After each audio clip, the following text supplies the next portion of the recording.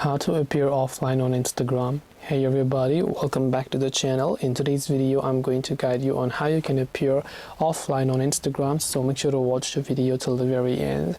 Now if you want to appear offline on Instagram, all you have to do is simply open up the Instagram app and you will see this type of interface where you just have to tap the profile icon from the bottom right of the screen. Then tap on the three lines option from the top right, then you will come to this settings and privacy page. Now once you're here inside this settings and privacy, let this page to load up first of all. And then what you actually have to do is, because Instagram changes their layout frequently, I would just recommend you go to the search bar instead and just type in activity, and you can type in show activity status here. Then if you want to appear offline, you just have to turn off this toggle that says show activity status, and then you will be able to appear offline.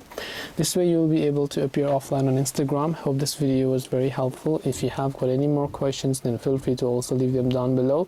Thank you for watching till the very end of the tutorial, and see you soon in the next video.